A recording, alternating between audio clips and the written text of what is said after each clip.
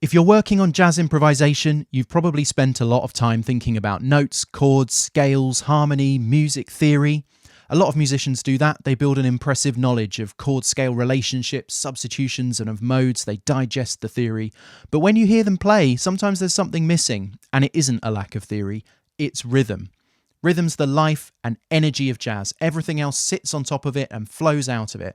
You can know all the right notes, but without strong rhythm, your lines won't feel convincing.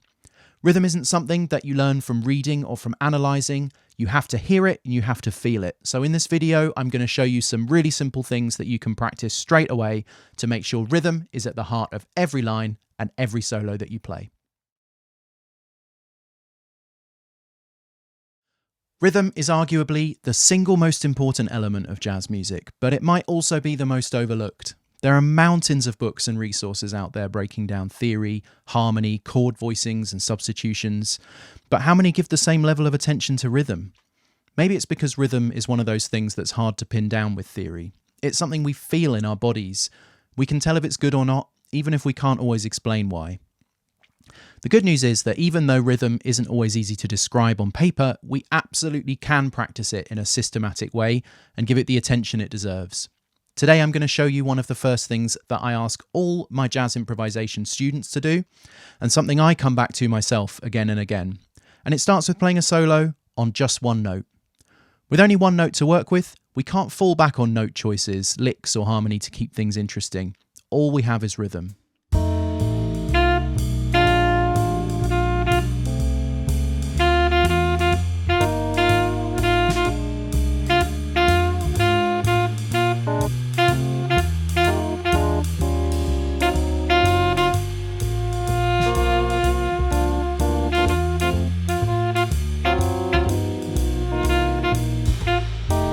With just one note, there are still so many possibilities. We can vary the rhythm, the accents, sometimes play a lot of notes, sometimes very few. We can leave space, we can play with dynamics, and above all, make sure that we're locking in with the pulse so everything feels great and swings.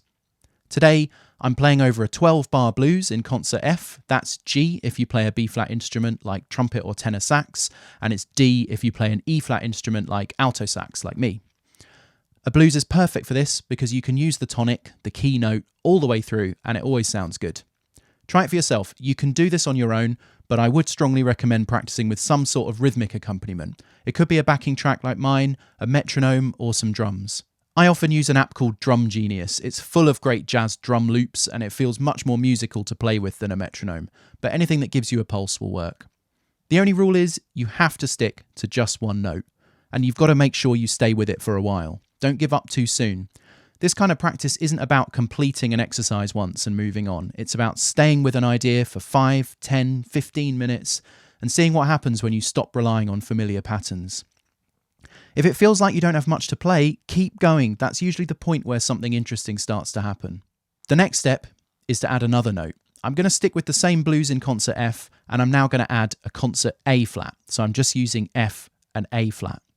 With two notes, we're not thinking about scales, chords, or melodies still. We're just thinking about high and low. Imagine you're taking a drum solo and you've just got two drums, a high drum and a low drum to work with.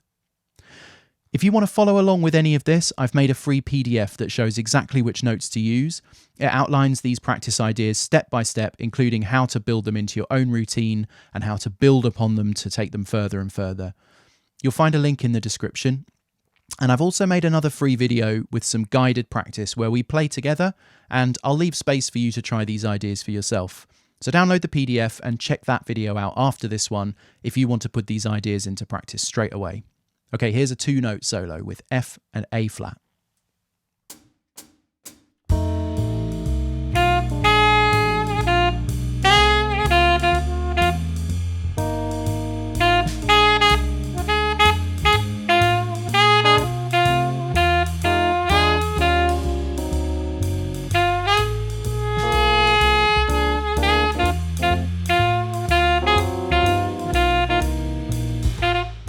Once that feels comfortable, you can start adding more notes. Since we're playing a blues, it makes sense to gradually add notes from the blues scale. But don't add them all at once. Try adding one at a time. Next, I'm going to add concert B flat. So I'll be working with F, A flat, and B flat, just 3 notes. Even now, I'm not thinking about the notes, I'm just thinking about high, medium and low sounds. I'm still trying to think like a drummer.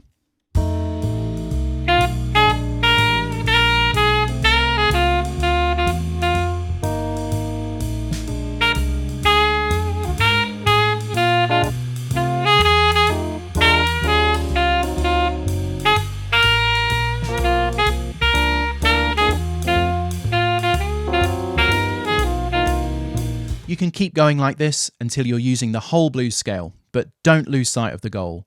The aim isn't to get through all the notes, it's to keep rhythm front and centre. The notes are just there to give you different sounds to express those rhythms. If you notice yourself running up and down the scale and you're losing that rhythmic focus, you've got to scale it back again. Just go back to 1 or 2 notes. You could try also clapping a solo or tapping one out on a desk or on your knees. Sometimes taking the instrument out of your hands really helps to break old habits. I still practice things like this regularly and I get all my students to come back to it from time to time. You are never too advanced to check in with rhythm. Especially when I'm having a day, if my solos don't feel quite right, when things aren't flowing, I'm not locking in with the band. This is one of the first things I do. I strip things back to just a few notes and try and think like a drummer and just get back to the heart of the music and back to putting rhythm first. There are 2 solos I'd recommend checking out which exemplify the kind of playing that I've been talking about today. The first one's a famous one, Sonny Rollins' solo on St. Thomas. His first few choruses are a masterclass in rhythmic development, and I think you could play his solo on a drum kit and it would stay completely recognisable. The second one is one of my favourite saxophonists, Joe Lovano, and it's his solo on South of the Border. It's trio, just sax, bass and drums, and it's an incredible example of rhythmic imagination. Every phrase follows logically from the one before, but never in the way you'd expect. There's so much variety in what he plays, and it all stems from his relationship to rhythm. I'll put links to both of those in the description. Give these ideas a try next time you practice. They might sound simple at first, but often the most sophisticated ideas are the ones that reveal more and more the longer you stay with them and the more often you come back to them. Let me know how you get on. Did these exercises change the kind of ideas that you play? Do you have any other favourite ways of practicing rhythm or any other solos that you love for their rhythmic feel? I'd love to hear.